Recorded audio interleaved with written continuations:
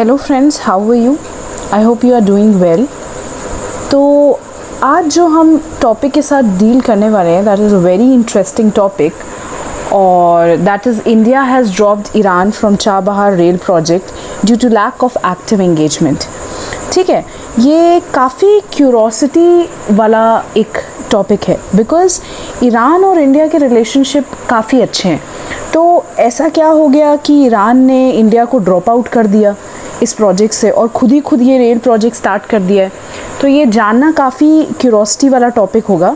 But before starting, do like, share and subscribe to our channel, और video को end तक देखिएगा। मैंने काफ़ी सारे डिटेल्स इसमें कवर किए हैं। ठीक है, तो इसमें हमें ये देखने को मिलेगा कि क्यों ईरान ने ड्रॉप आउट किया, ऐसा क्या पड़ गया था, इंडिया की मजबूरी क्या थी जो उसने अपना एक्टिव एंगेजमेंट इस प्रोजेक्ट में नहीं दिखाया, या इस टाइप के सिनेरियो का क्या अफेक्ट पड़ेगा इंडिया पे, और इंडिया की गवर्नमेंट इस चीज़ को किस तरीके से लेगी और आगे क्या करेगी। A lot to know. Okay, so let's get started. पहले तो जिन लोगों को नहीं मालूम है कि चाबहार रेल प्रोजेक्ट एक्चुअली है क्या, तो I would like to tell you कि ये है क्या। ठीक है, ये ईरान के लुक ईस्ट पॉलिसी का एक हिस्सा है। देखिए, हर नेशन कंट्री का ना अपना एक पॉलिसी होता है जिसके अकॉर्डिंग वो ट्रेड रिलेशन या मिलिट्री रिलेशन या इकोनॉमिक रिलेशन, किसी भी तरीके का रिलेशन है, वो अपने नेबरिंग नेशन कंट्री से स्टैब्लिश करना चाहती है। तो वो सारा मेंशन्ड होता है एक नेशन के पॉलिसी के अंडर। ठीक है, उसका एक फ्रेमवर्क होता है जिसके अकॉर्डिंग वो एक्ट करती है। ठीक है, अपने ट्रेड रिलेशन स्टैब्लिश करती है। तो ईरान का भी एक लुक ईस्ट पॉलिसी है।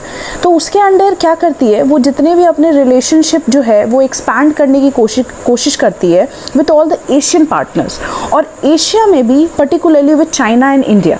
ठीक है, उसके बाद सेकेंड पॉइंट में देखिए, मैंने ये मेंशन किया है कि ये कितने लेंथ का है। ये 6 से 28 किलोमीटर का है, और ये कहाँ से कहाँ तक एक्सटेंड करता है। देखिए, ये पीटी पॉइंट ऑफ व्यू से बहुत इंपॉर्टेंट है कि इसका टोटल लेंथ कितना है और ये कहाँ से कहाँ तक एक्सटेंड कर रहा है। ठीक है, तो आप देख रहे हैं ये चाबहार से जाहेदान तक एक्सटेंड कर रहा है।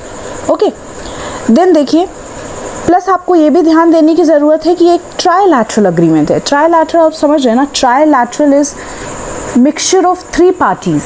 तो 3 पार्टीज़ यहाँ पे कौन कौन से हैं? India, Iran and Afghanistan, to build an alternate trade route to Afghanistan and Central Asia. और ये प्रोजेक्ट को अभी नहीं साइन किया गया, इट वॉज साइंड इन 2016, और इसका जो टारगेट ईयर रखा गया है दैट इज़ 2022। तो 2016 में ही इंडिया के साथ ये साइन हो चुका था, और ये टारगेट किया जा रहा है कि बाय 2022 इसको कंप्लीट कर सके। बिकॉज होना क्या है कि अगले साल इलेक्शंस होने वाले हैं। ठीक है, अब अगले साल इलेक्शंस होने वाले, तो कोई भी गवर्नमेंट चाहती है कि उसने जो भी प्रोजेक्ट स्टार्ट किया है वो उसके टाइम पीरियड में ही ख़त्म हो जाए, क्योंकि अगले बार अगर कोई भी अगली गवर्नमेंट आती है तो उसके क्या पॉलिसीज़ होते हैं, क्या स्ट्रैटेजीज़ होते हैं, वो डिपेंड करता है अगली गवर्नमेंट पे। हो सकता है कि वो ये चाबहार रेल प्रोजेक्ट डिसकंटिन्यू कर दे। तो ऑब्वियसली सी बात है कि कोई भी गवर्नमेंट चाहेगी उसके एरा में जो भी प्रोजेक्ट स्टार्ट हुआ है वो उसी के दौरान ख़त्म हो सके। तो ये देखिए, ये पूरा डिटेल मैंने बताया है क्या है नहीं है। ठीक, तो ये हो गया चाबहार रेल प्रोजेक्ट के बारे में। और ये एक मेमोरेंडम ऑफ अंडरस्टैंडिंग है जो बेसिकली साइन हुआ था IRCON। ये देखिए हमारा आर्म है ऑफ इंडियन रेलवेज़।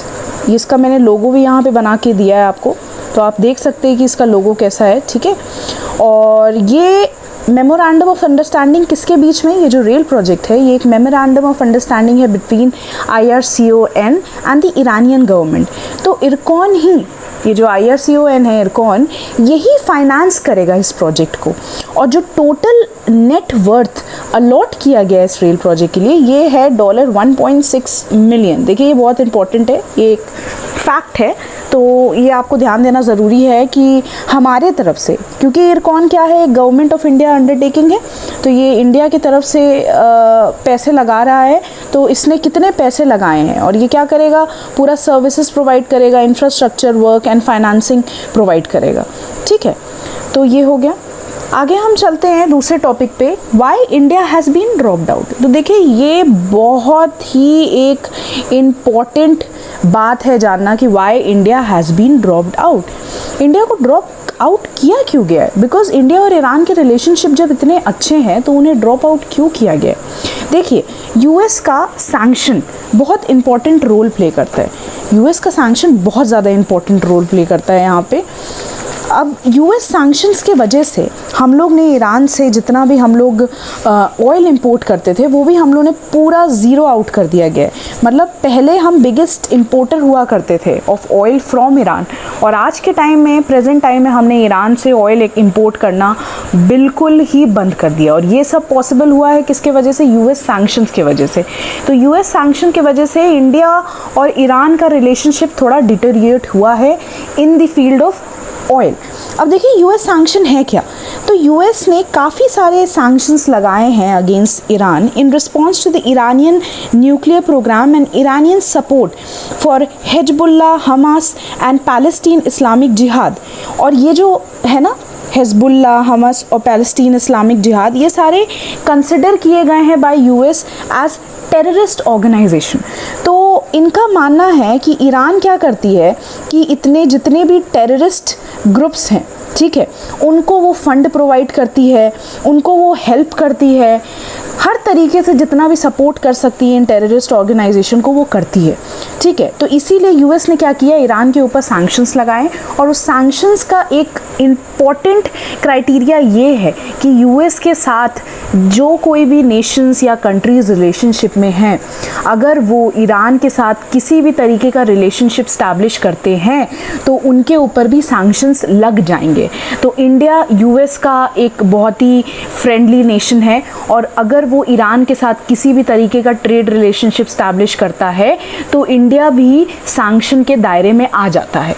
लेकिन एक इम्पॉर्टेंट पॉइंट यहाँ पे नोट करना ये बहुत ज़रूरी है कि यूएस सैंक्शन के अंडर हमारा ये जो चाबहार रेल प्रोजेक्ट है ना, ये एग्जेम्प्टेड था।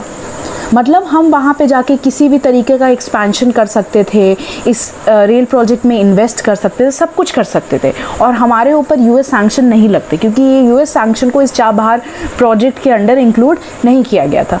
तो भाई हम लोग ने क्यों रोक दिया वहाँ पे अपना फंडिंग या जो भी है?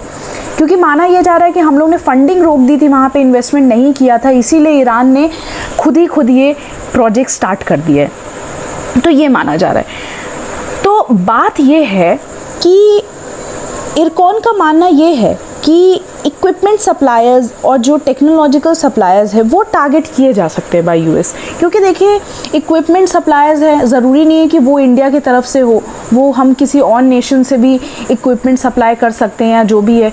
तो हो सकता है कि यूएस उनको टारगेट कर दे और हमें इक्विपमेंट सप्लाई करने में दिक्कत हो। देखिए सोर्सेस का तो यही मानना है, ठीक है। तो इसीलिए थोड़ा लेट हो रहा था इंडिया की तरफ से, इसलिए ईरान ने सोचा कि हम ये खुद ही स्टार्ट कर देते हैं ये प्रोजेक्ट। फिर इसने ये जो प्रोजेक्ट स्टार्ट किया है बेसिकली, ये अपने खुद के ईरानियन डेवलपमेंट फंड से इसने पैसे लेकर इसने ये प्रोजेक्ट स्टार्ट कर दिया है। देखिए सब देश का अपना एक फ़ंड होता है जिससे वो अपने प्रोजेक्ट को फंडिंग करती है, उसमें इन्वेस्टमेंट करती है। तो इसमें से इसने इसका जो ईरानियन डेवलपमेंट फ़ंड था, इसमें से इसने कितने पैसे लेकर इसमें इन्वेस्ट किए हैं, दैट इज़ $400 मिलियन इसने इसमें इस प्रोजेक्ट में खुद स्टार्ट कर दिया है। अब देखिए ये जो बीच में जो अप एंड डाउन हो रहे हैं, टेंशन हो रहा है, इसी में सुनने में ये भी आया है कि चाइना और ईरान ने 25 साल पुराना एक बहुत ही स्ट्रैटेजिक पार्टनरशिप डील, बहुत बड़ा पार्टनरशिप डील साइन कर लिया है। और वो कितने का है? $400 बिलियन। आप समझ रहे हैं, इतनी बड़ी स्ट्रैटेजिक पार्टनरशिप डील इन्होंने साइन कर दी है। तो अब आप समझ रहे होंगे कि इसके वजह से क्या हुआ है कि ईरान और चाइना जो है बहुत करीब आ गए हैं, और ईरान और चाइना का किसी भी तरीके से करीब आना इंडिया के लिए बहुत डेंजरस साबित हो सकता है।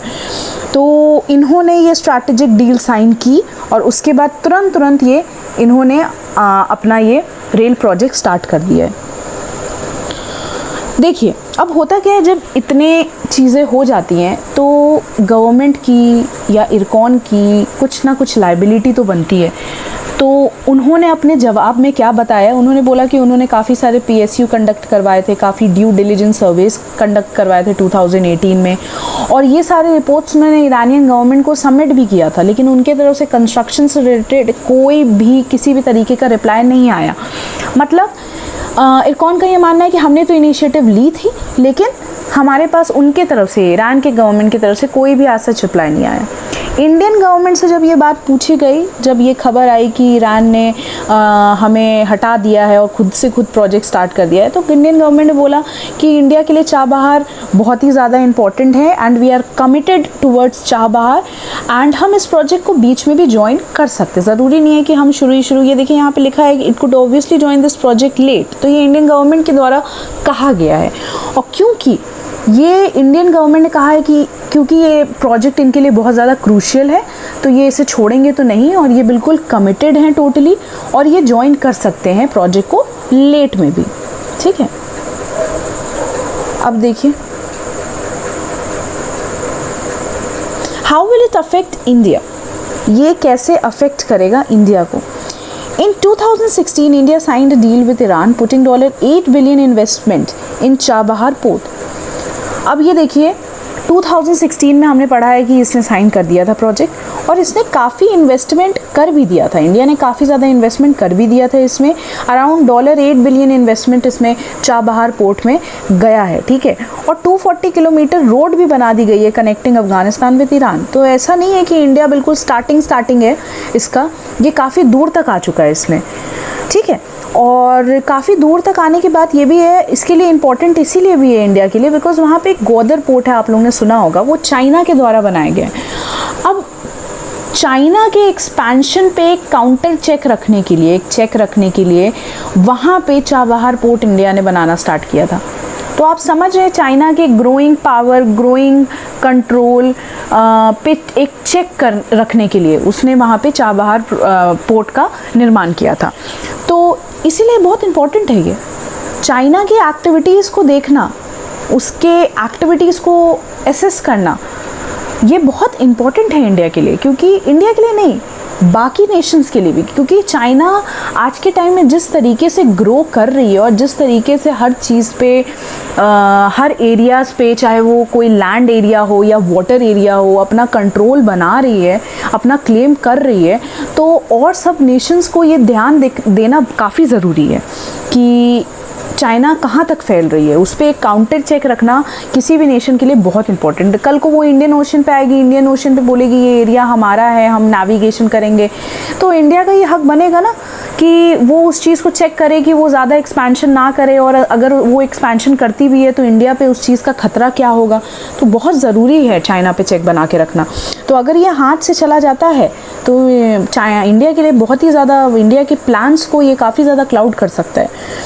फिर चाइना के और ईरान के जो ग्रोइंग रिलेशनशिप हैं, ये जो इतना बड़ा पार्टनरशिप डील साइन हो गया है, ये काफ़ी बड़ा क्रिटिकल एक कंसर्न है इंडिया के लिए। इंडिया को इस पर जल्द से जल्द सोचना पड़ेगा। और हमने शुरू से देखा है कि इंडिया जो है ना वो यूएस और ईरान के बीच में बैलेंस आउट करता है, क्योंकि ईरान भी इम्पॉर्टेंट है, यूएस भी इम्पॉर्टेंट है।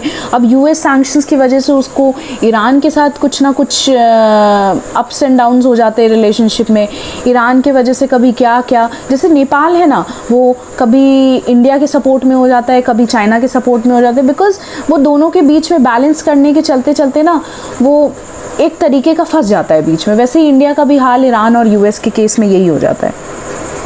तो काफ़ी बड़ा इफेक्ट पड़ने वाला है इंडिया पे। अब देखिए अमिट्स ऑल दीज क्रिटिसिज्म तो आते ही हैं, तो ऑपोजिशन पार्टी हैं हमारे, ऑपोजिशन पार्टी के मेंबर हैं हमारे अभिषेक सिंघवी, उन्होंने बोला है कि India dropped from Chabahar port deal, this is the diplomacy of the Modi government that one laurels even without getting the work done, China worked quietly but gave them a better deal, big loss for India but you can't ask question. सही बात है, question हम raise नहीं कर सकते, ये तो आने वाला टाइम ही बताएगा कि इंडिया इस चीज़ से कैसे डील करती है और इंडिया लेट में प्रोजेक्ट ज्वाइन करती है कि नहीं जैसा उसने कहा है, और अगर लेट में ज्वाइन करती है तो इन्वेस्टमेंट क्या करती है, नहीं करती है। क्योंकि देखिए इंडिया के लिए भी ये काफ़ी क्रूशियल प्रोजेक्ट है, तो मेरे हिसाब से तो इंडिया को अगर उसने बोला है तो उसे ज्वाइन करना चाहिए, बिकॉज़ ईरान के साथ तो रिलेशनशिप वो इम्प्रूव करेगा ही, प्लस ये चाइना के ऊपर भी एक कंट्रोल बनाने का ज़रिया है। तो ये एक डबल प्रॉफिट वाला चीज़ है चाबहार पोर्ट। तो ये आगे वाला समय बताएगा कि इंडियन गवर्नमेंट इससे कैसे डील करती है, क्या करती है, नहीं करती है। बाकी के लिए